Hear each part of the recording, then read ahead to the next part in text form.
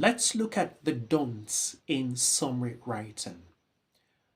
Number one, don't in summary writing is, I strongly advise you not to start summary with preamble. If the point you're going to give does not correlate with the preamble you wrote earlier, it's going to cost you some marks. Let's use this as an example. You might have a question that says, in 3 sentences, one for each, summarize the problems faced by less developed countries. Now, if I'm to start my answer with a preamble, I'm going to write something like this. The problems faced by less developed countries are high rate of unemployment, social amenities, high poverty rate. So these are my answers. But I've given a preamble before.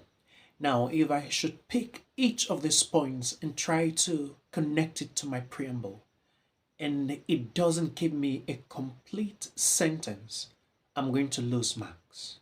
Okay, so that's why it's better not to use preamble.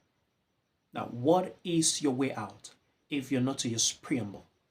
I'll advise that you use simple sentences.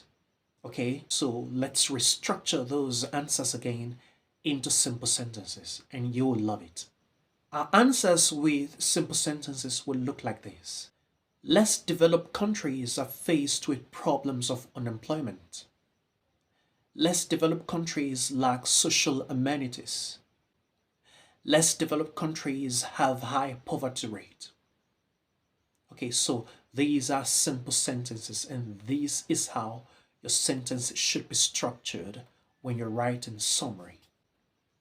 Now, let's look at number 2 important point we should know when we want to summarize a passage. You should know that summary answers should not start with pronouns. Pronouns like they, it, he, she, and so on. Let's go back to our question.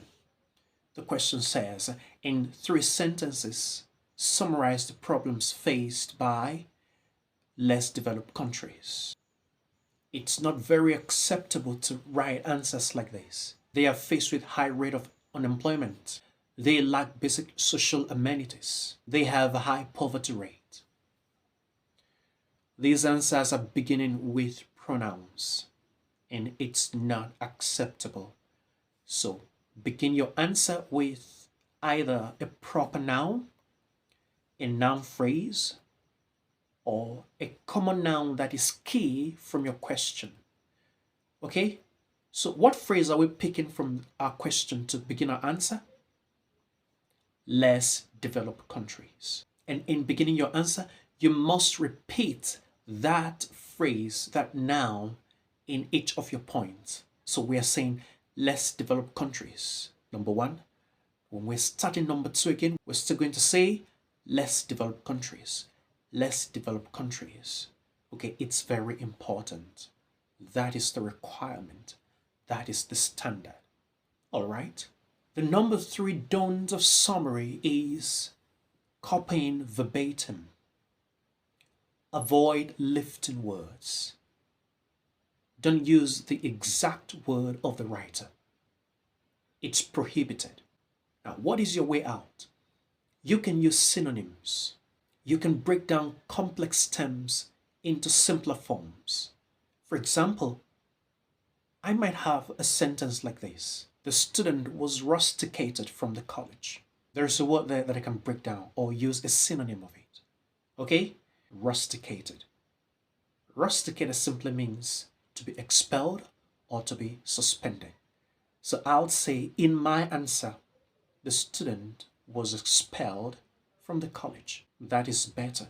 So try to use synonyms of words. Try to break down words into their simpler forms in your summary answers. We should also avoid using complex sentences in writing summary. Let's look at an example of a complex sentence in summary answer.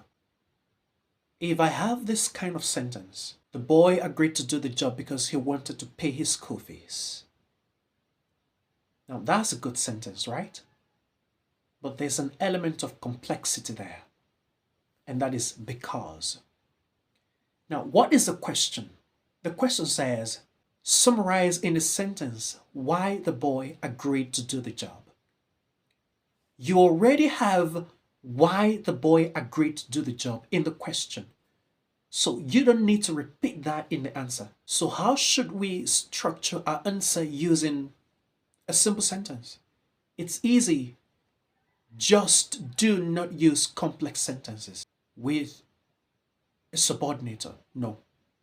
So what we should say is, the boy wanted to pay his school fees. And that's all. We're looking at the next don't in summary, and that is the basic. Not using punctuations. What does it cost to put a full stop at the end of a sentence? I think it costs nothing. Just learn to put a full stop at the end of your sentence. Okay, as insignificant as it might look, it can cost you a mark. All right, so learn to use punctuations in answering summary.